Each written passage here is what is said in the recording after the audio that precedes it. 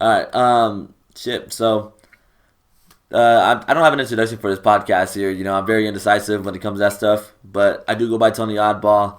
This is an odd conversation here with a very special guest. 60 East.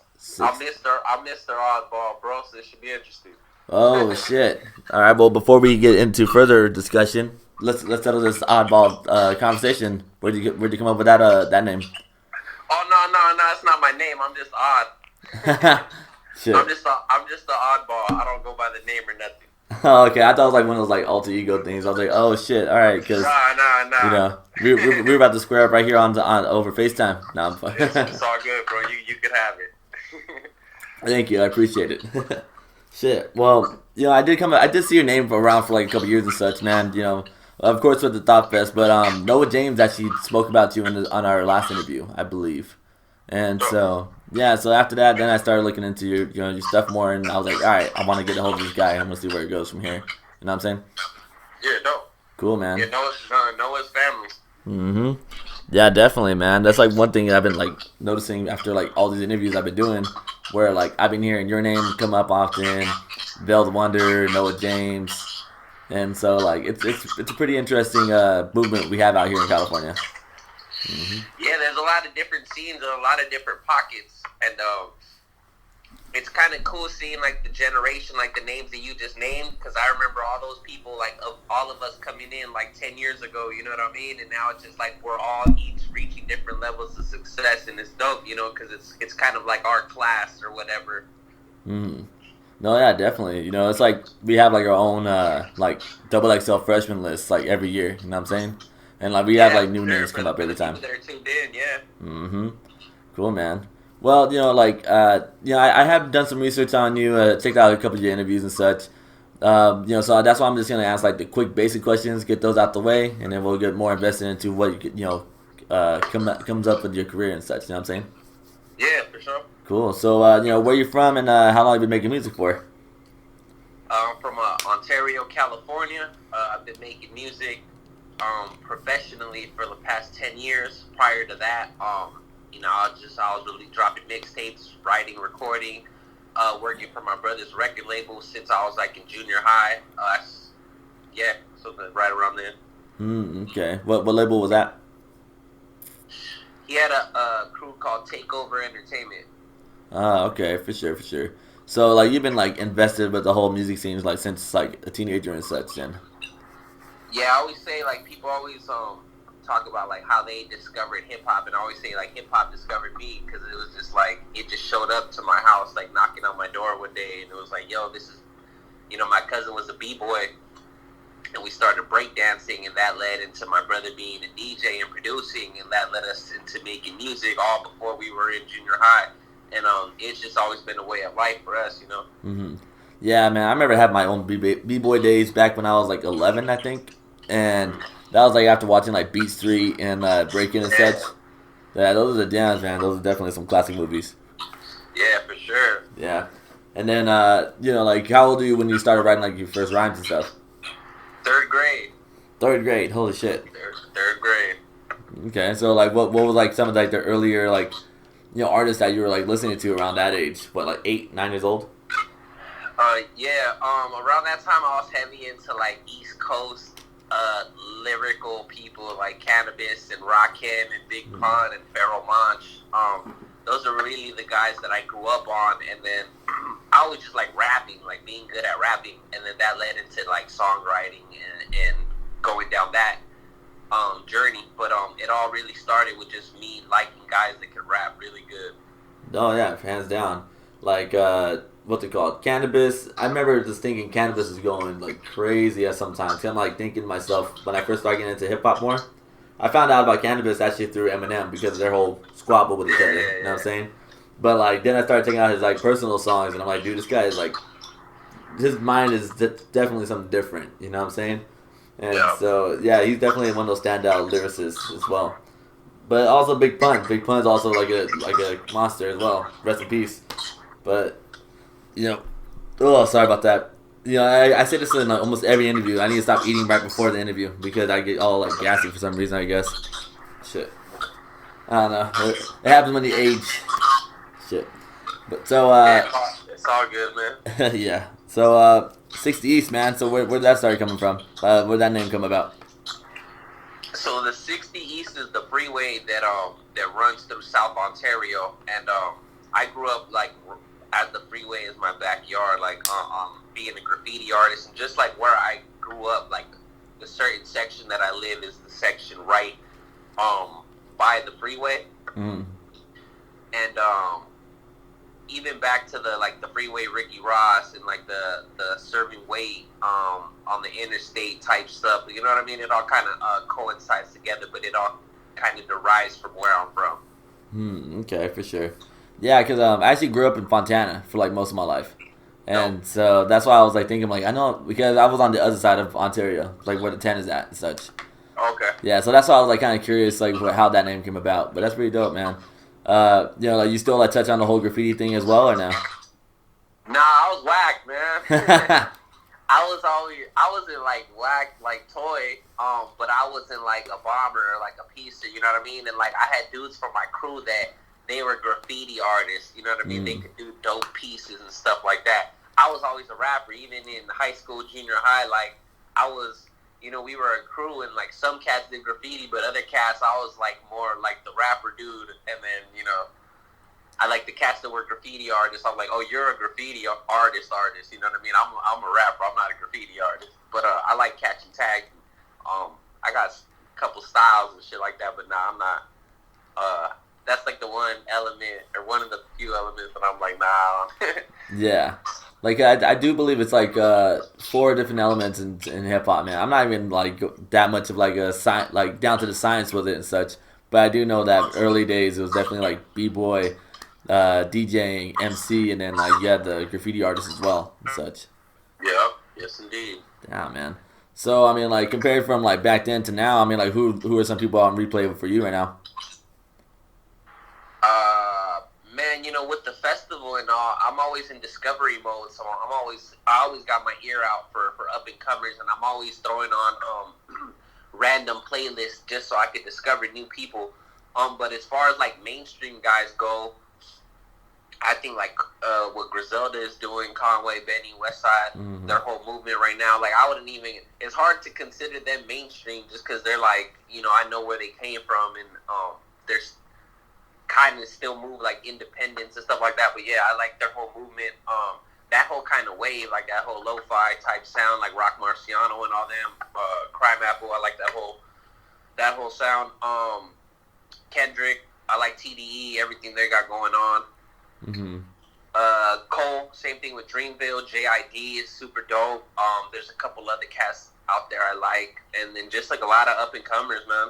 Oh yeah, hands down. And yeah, man, I've like good amount of people I've interviewed already mentioned like Griselda, and like it's always like a good sound to know that like finally Buffalo is having some kind of attention now. You know what I'm saying? That they're starting to get more recognition from like just really besides being like a pass-through city for like New York and such. You know what I'm saying? Yeah, they're on now, and I mean Buffalo was kind of always like a little hub.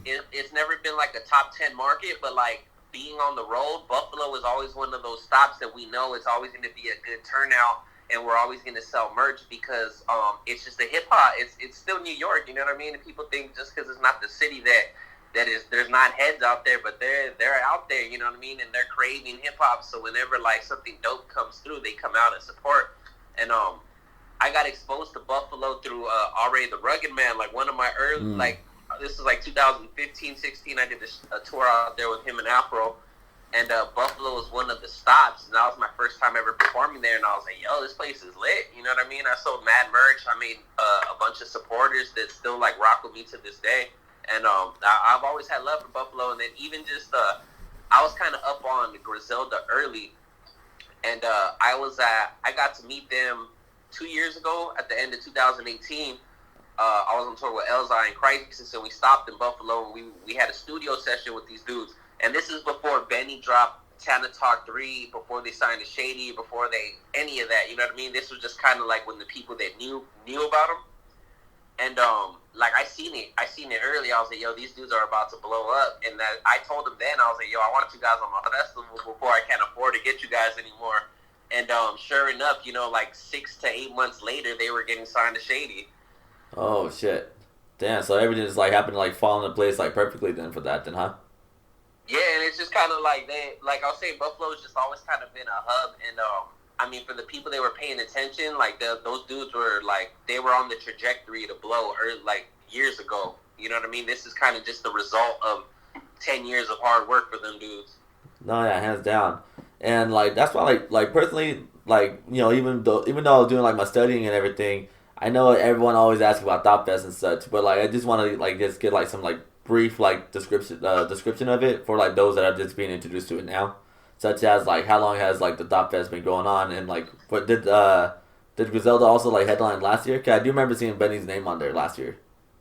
Yeah, so the festival is this is our 4th year doing it, Mm-hmm. and yeah, we had Benny and Conway. They were co-headlining last April, and headlining was Sid Jacket. Okay, yeah, that's what I remember that now because I was actually supposed to go, but it was actually my dad's reception that day. Like he passed away, so we had everything super last minute, so it happened to land on the same day for that day. I'm sorry to hear that, bro. Ah, no, that's fine. But that's why I was gonna go for this year for my first time going to a Top Fest and go support the homies, like Destruct, Silver and Gold, yeah, and I'll, of course see Evidence and stuff as well. And you seem very well connected. You definitely like keep your ear out for everybody like out in the scene nowadays and such. You know what I'm saying? And I think that's really dope for you to do that for the whole community. I mean, I guess it's not even something like that I planned or something that I was just like, oh, I'm gonna do this for the community type deal. Even though, like, I guess in the back of my head it was there, and just kind of wanting to build a platform for us to be able to do what we do, because since Pay Dues and Rock the Bells disappeared, we don't have anything like that. So I just knew that by building this thing, it would create opportunities for local artists and avenues for people that weren't there. But it wasn't like that was the thing why I did it. That was probably played a part in it. But like, I don't consider myself like a Noah James. Whereas like, I feel like if he were to do it, that would be like the number one reason why he did it. You know what I mean? Just because he's such a selfless person. So I guess I'm just calling myself more of an asshole. Oh wow. Yeah, like, it's funny. I think it was either you or it was MC Life that Noah mentioned. It was like that. Like it's like, oh, like they're not that much of an asshole. That's just their character though. Like that's just them, how they operate and such. So I don't know if it was like it was either one of those two. He was talking about that other dude. Yeah. So I was like, it's either one of those two. I remember that because it was during that same like moment that like he was like really like shedding light for everybody basically. Yeah. Yeah. Damn. So can we touch on the Freeway series for a little bit? Yes, sir. Yeah, I kind of want to like kind of catch your pitch, I guess, for like just how it all came about and like what kind of kept you like wanting to run with that kind of scheme. Man, I always loved like I grew up in the mixtape era. You know what I mean? Like the 2000 to 2010. Mm-hmm. That was like Lil Wayne. Dedication series. I mean, this some of them came after, like Meek Mill's Dreamville's thing, Joe Budden's Mood Music. Everybody, like a lot of the artists that I like all had their signature series, and it was really to me, it was these mixtapes or EPs, whatever you want to call them, free albums, whatever, that really built their brand. And like for somebody like a Joe Budden, for an example, like people write him off as a one-hit wonder, and they were like, "Yo, what? I only heard one major. He only dropped one album on a major label." But for those of us that were paying attention, and this is the case for a lot of artists like this, he was dropping his Mood Music series like consistently, and those are the things that drew me to him. And I was like, "Yo, this dude is amazing, man!" And just going back to those projects that only like his core audience knew about. So I always wanted to have a series of my own like that. And when it came time to branding 60 East, the Freeway series just kind of made sense. And it's kind of like when the Dodgers play the Angels, the five Freeway. They call it the Freeway series. So I wanted to run with something like that had to do with the freeway. So it just kind of came naturally. And it was really all just birthed from that, from like my getting inspired from people like Wayne and Budden and them cats. Yeah, hands down, man. Which one of the mood musics were like your favorite? Oh man, all of them, bro. Yeah, maybe 3.5. I forgot how he got kind of weird around that time. It kind of like there was like 3.5, and like 3 the album. I don't Mm-hmm. know, but it was probably like 3. No, hands down. Yeah, I like that. I like that project as well. I was a big fan of the fourth one. The fourth one was really nice because Yeah, yeah, the features that really like made the album a lot better. Or not album, the mixtape really like pop a lot more. You know what I'm saying? yeah. I think by then he kind of realized that this was like his bread and butter, so he started paying more attention on like the mixing and mastering and just like the overall presentation. It started sounding cleaner and more professional, and you started seeing bigger names and shit like that on it, you know. Yeah, but then he led into Slaughterhouse like through that and stuff. I mean, Yeah, exactly. jeez, man, you ever thought about like was there ever a time that you actually did like a little group thing or a collective of yourself?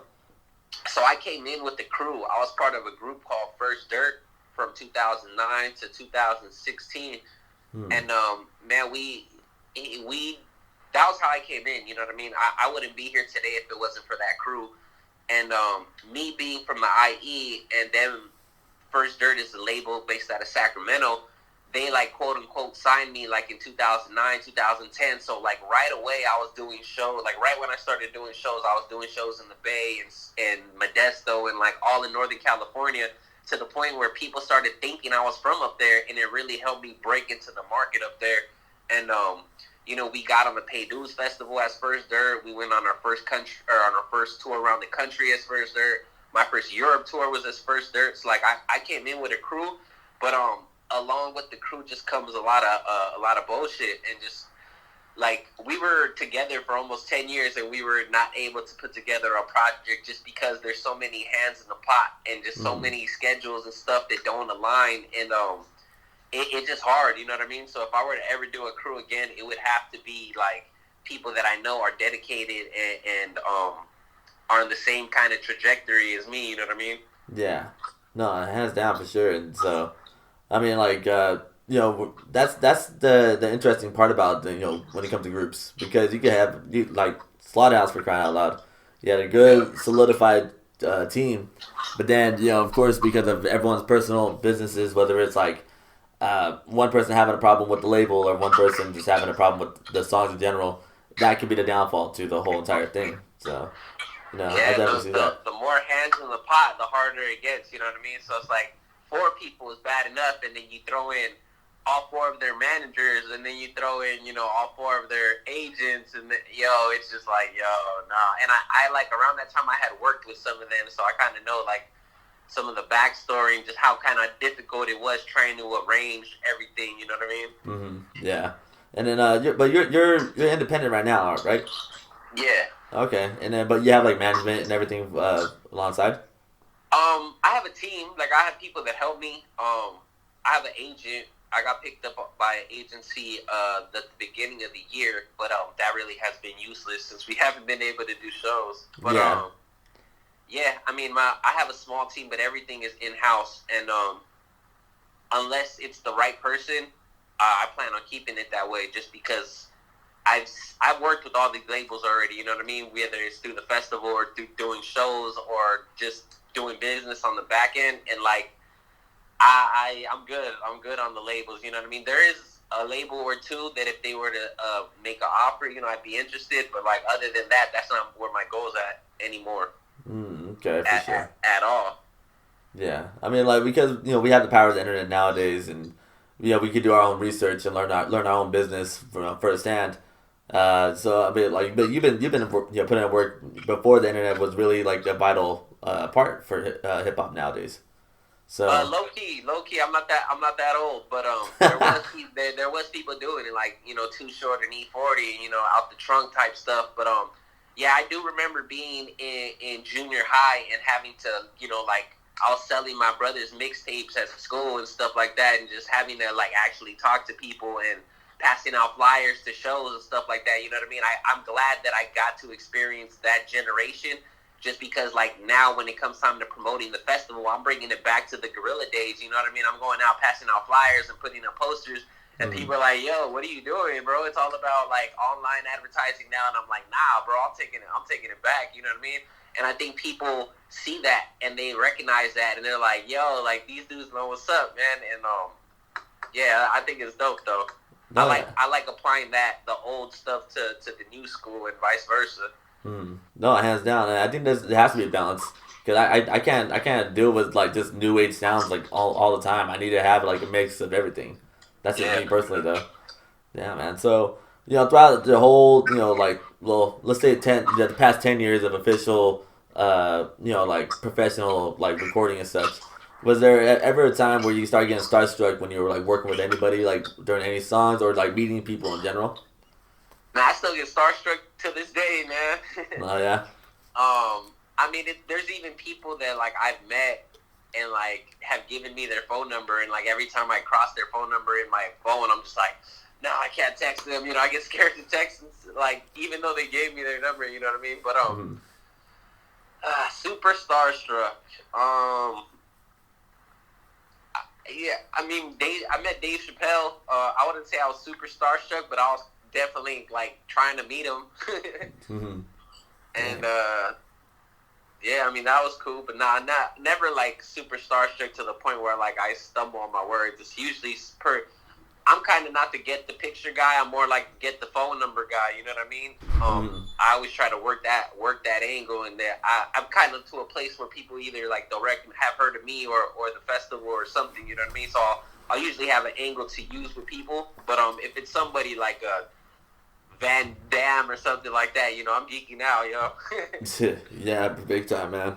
Like it took me a while to finally like calm my nerves a little more because like I can meet I can meet people and like be cool, but then there's other times where I just start overthinking or I get like nervous and shit, and for no reason as well. So it just happens, you know what I mean? So yeah, it's still like a learning process. But speaking about overthinking and such, I mean like how is it when you like how do you like battle like the overthinking or like any kind of other like insecurity that comes to mind when it comes to like releasing like projects or like songs in general? I'm probably the worst person to ask, man, because I have a lot of insecurities, especially when it comes to the music, and like I feel like you just have to really believe in the product and stand behind it, because like I've noticed when I release something that I don't feel is my best work, I won't promote it as hard and I won't be in people's inboxes as much. But when I have that feeling like, yo, this is it, this might be the one, I'm fucking texting my mom, texting everybody like, yo, go check out the YouTube video. I need comments, I need views, I need all that. And yeah, so I feel it's just being confident in whatever the product is and finding the confidence in your insecurities, you know what I mean, and being able to flip them and work them to help benefit you. Yeah, big time. Damn, man. Yeah, that's like another thing too. I like to ask on this show because I like to hear everyone else's like reactions and like advice when it comes to certain things like this. You know what I'm saying? Yeah, for sure. Cool. Well, before I ask you a couple more questions for you, that's like a thing I do on the show. Just to make it a little like weird and such. But because since we're in this whole quarantine going on right now, and it's already been extended like once, so let's just say this thing gets extended out for the rest of 2020. All right. And for some reason, Wi-Fi fucks up, and now you're only left with 3 options to listen to on all streaming platforms. For some reason, don't ask me the details, but 3 options. Who are you gonna be rocking with for the rest of the year? So it would have to be like 3 albums or like a podcast? Oh no, it'll be like discographies. So like if 3 artists. Yeah, 3 artists or bands, whatever. You know what I'm saying?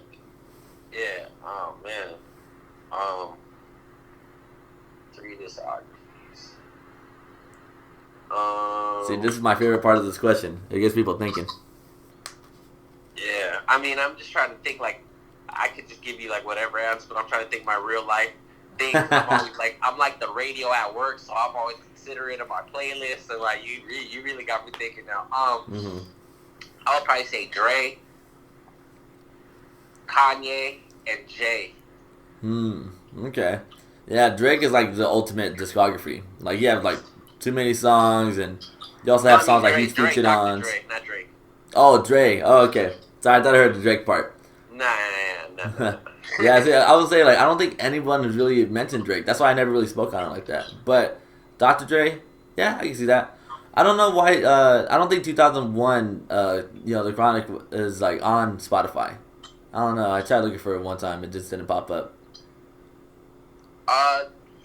It might have got added. I want to say I was playing it like a few days ago. Oh, okay then, for sure. But dang, so like, would you say that those people kind of like help like mold your craft the way it is right now? Not really. I mean, just again, catalog wise, you know what I mean? Like, my favorite rapper, like, I probably only like one album from him or whatever, you know what I mean? But I think there's people that rap good, and I think there's people that make good music, and they're not always the same person, you know what I mean? Mm-hmm. But yeah, I mean, I'm definitely influenced by all three of those dudes. But if you were to ask me if I rap like any of them, or like any of them were like, or like any of them were like my main influences, I would say no. Okay, well, if you were to like create like the ingredients to your style, I mean, like, how would you describe that?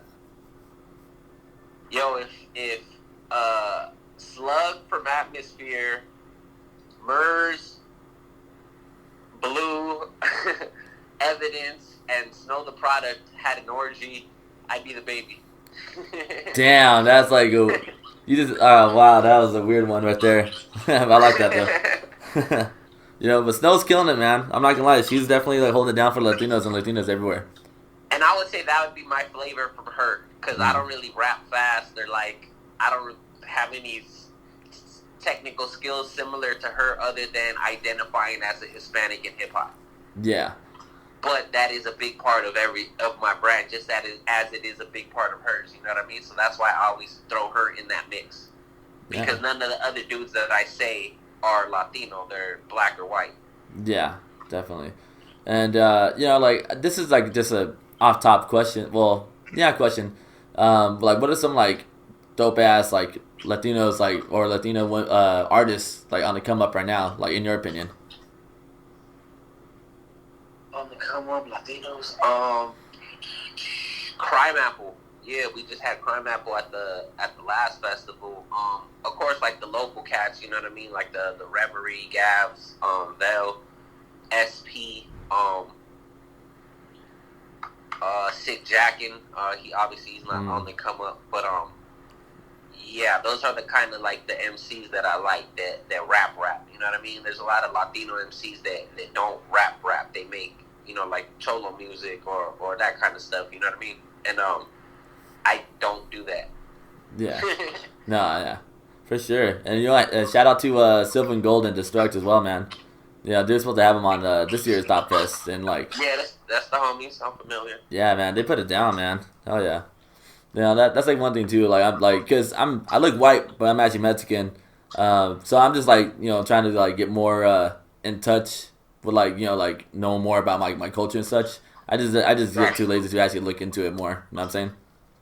Yeah, it's funny you say that, man. Because with all this stuff going on, I actually took a huge dive deep into Mexican civil rights and just the history of Mexican Americans in California and America in general. And that's actually like all I'm into right now, and that's what I'm reading and all that right now.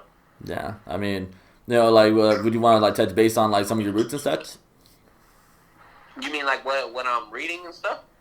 No, I meant like family wise, like where your family from, like were they from like Mexico at all, or like where your roots from? I'm 100% Mexican. My dad is from Jalisco and my mom is from Mexicali. To be honest, I don't know my family history, and that's kind of one of the reasons why I've wanted to dive into not only the history of like Mexicans in California, but my own personal history, just because like I've never spoken to like my grandma about where she came from or her experience in America or Mexico or where she grew up. You know what I mean? I don't know none of that stuff, and maybe it's just me not ever asking, but I'm definitely curious to learn about it. Yeah, definitely. Same here, man. Like, my family's are from Sinaloa. I used to tell people, like, oh, like, I have my mom's side's from Sinaloa, my dad's side's from Jalisco. But I found out that Jalisco is inside Sinaloa. So I'm like, oh, shit, I just sound stupid. But, it happens, man.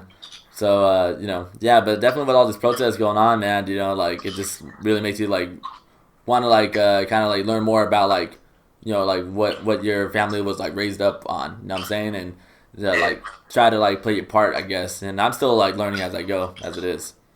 I mean, Yeah, I felt ignorant, man. I was getting into conversations about politics and social injustice and racism and all this stuff, and I was uneducated and unable to hold my own in conversations with people that I mean, they're not smarter than me, but they are more familiar with American history. You know what I mean? So I was like, you know what? I need to take a dive back into all of this stuff. And once I did, once I started having these conversations with these same people, it was just like, oh man, I'm slapping these dudes around. You know what I mean? Just because I'm able to hit them with facts about the country, the United States, and everything. You know what I mean? So I definitely pushing like all my friends and people to educate themselves on whatever their background may be. You know what I mean? For the same reason, so people can't talk to them a certain way or whatever. no, hands down, yeah, for sure. And I think that's like one thing that people like really just they get so mad that you don't understand a piece of information. But then like once like you actually like start like re-educating yourself and like uh like kind of correcting yourself, then people are like, no, like that's not what you said before. So they kind of like, hold on to that part, even though like you kind of like, oh well, I know now. You know what I'm saying? I don't Yeah. know. It's you can't win with the internet. The internet's always gonna have something Yeah. against you, no matter what. It's kind of hard to fight it. Facts.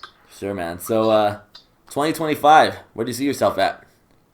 Jesus, hopefully alive and not, dead, or the world's not ending on some Book of Eli shit or something. 2025, man, I see myself being a homeowner. I see my festival being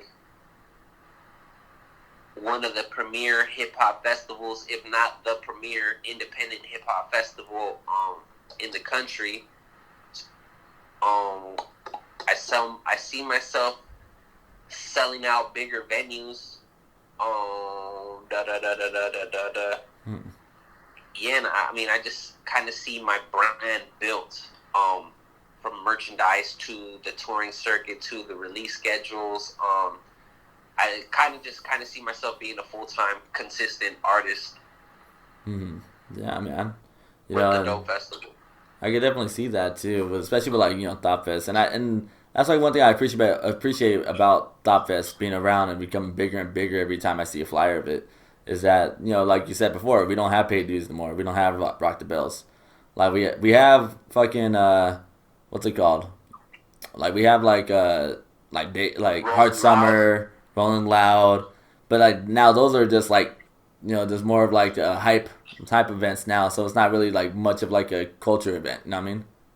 Not at all. And so like for you, like you definitely keep like a some kind of criteria inside your lineups and whatever consists of it, but you also like try to introduce new sounds at the same time.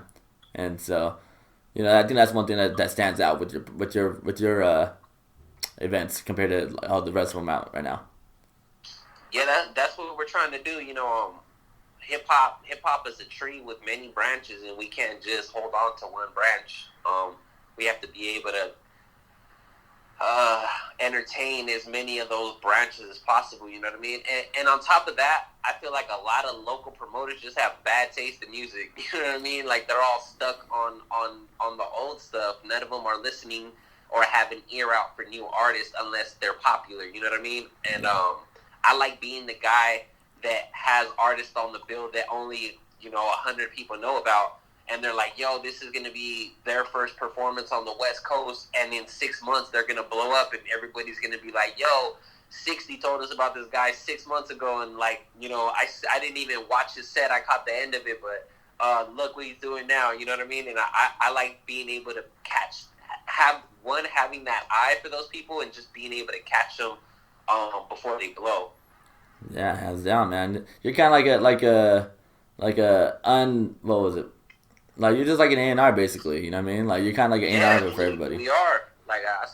We're definitely tastemakers, gatekeepers, whatever you want to call it, man. But we're DJs, whatever you want to call it. But we're letting people know who's doing their thing in this circuit. You know what I mean? So in this circuit of hip hop, I'm in the circuit, and I think that's one of the things that makes us have a competitive advantage because I'm touring around the country myself, and I see who's doing what, where, and who's making noise outside of their own city and all that. You know what I mean? And a lot of the times we're rocking a lot of the same festivals outside of California and Europe and stuff. Like, we'll cross paths, and they always say like you're gonna if somebody in your industry is doing their thing and you're doing your thing, you guys are gonna cross paths eventually. And I like putting those people who I cross paths with on the festival.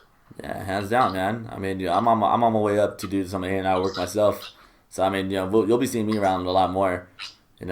That's just consciously knowing. That's not really much of a cocky answer, but it's just like one of those things. So but you're right about that, man. So salute to you for that, big time.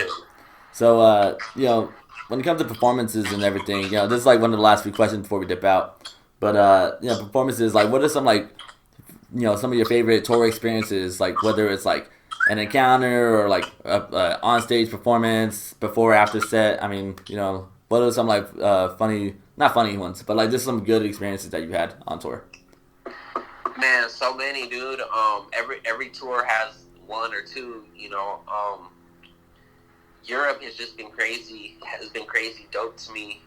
Just being able to build out there and just getting able to travel and just know play. Like, I know Amsterdam more than I know some cities in California, just because I've been able to spend X amount of time out there just from touring and stuff like that. And just the festivals out there, Hip Hop Camp is like one of the biggest hip hop festivals in the world, and I got to perform the year I dropped my first album. I got to perform at their 15-year anniversary with like I don't have the flyer here, like Redman, MGK, Smith and Wesson, so many people, you know what I mean? And being one of the few American artists on the bill, and just kind of being like, we were in a trailer with all the American artists, and it was kind of just crazy looking around and kind of being accepted by all these dudes that I looked up to, and knowing that like I have reached a certain place or whatever, and that I was invited out here to be here along with all these other dudes, my heroes and stuff like that, and just kind of getting to celebrate with all these dudes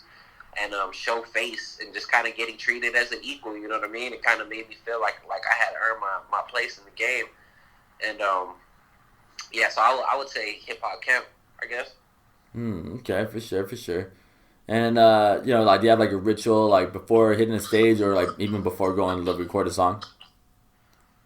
I don't, not really. A lot of my friends do, but I've just kind of learned to not look at my phone, because there's been experiences where right before I go on stage, I get a bad text message and it ruins everything, you know what I mean? Like, that'll be on my head for the 15, 30, 60 minutes, whatever it may be that I'm on stage, and sometimes it shows, sometimes it doesn't, but I feel like it's impossible for it not to show, because like people could see it, whether you're fronting, smiling, jumping around or not. I think that, people can identify when something's wrong in your eyes. And I've had people tell me like, yo, man, or like, not really the fans, because they don't see you every night, but some of the people you're on tour with will be like, yo, you were off tonight, bro, what happened? And you're like, oh, baby mama text me, or this and that happened, or whatever. And so that's kind of become a ritual, is not looking at my phone like at least 30 minutes before I rock. Yeah, that's actually really well. Cause like I think anyone can really use that kind of a type of a habit right there. Stay away from the phone before doing something important.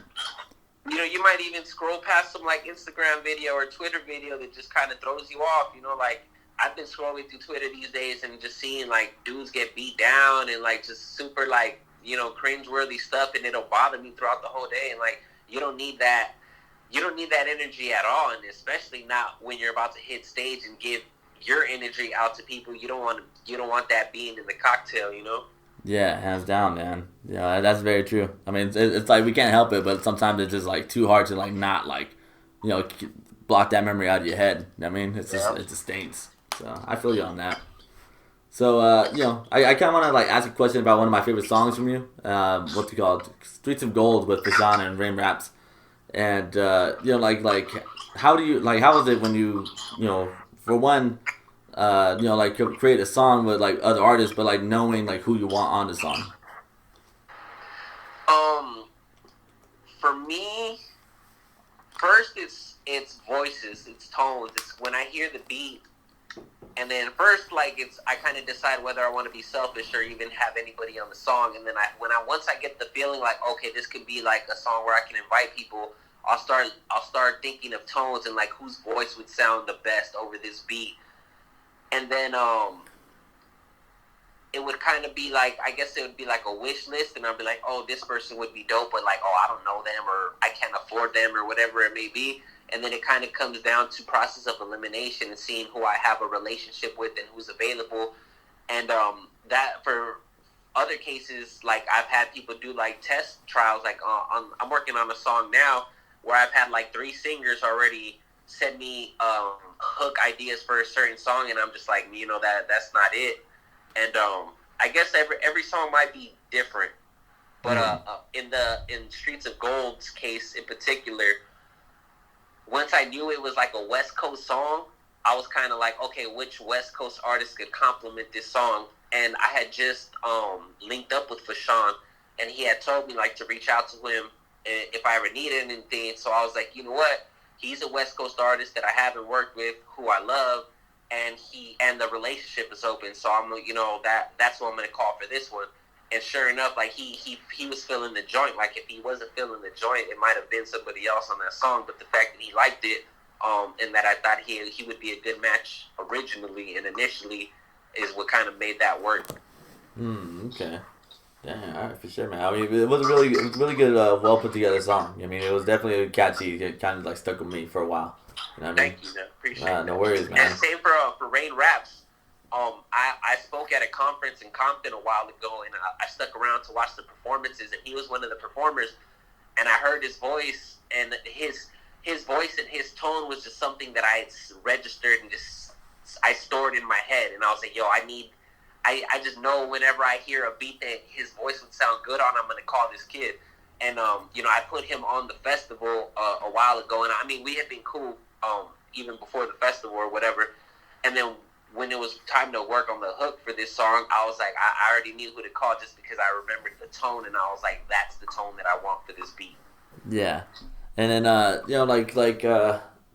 that's it's a really good way that you kind of like open your mind to all these different possibilities for any kind of song, really. It definitely works out. And then I do remember that you did have a song with Blue recently. Well, a couple years ago. Then, I know you said he kind of helped mold your style. I mean, how was it? Did you feel challenged at all, collaborating with someone on that kind of caliber? Man, Blue was the first person that ever made me. He didn't make me, but he sent me his verse back, and I was like, man, I gotta rewrite my shit. So yeah, you got a different verse. Like the version that's out right now wasn't the original version. I had to change my verse because of Blue. Blue was another one where the situation was similar. Like I had the door was open because I had met Blue at Be Real TV. And I was working on this West Coast song, and at this time I was on the label, and we kind of sat down and we were like, yo, if we could get anybody on your album, and who would it be and what song would it be? And I said Blue on that song, and we made it happen.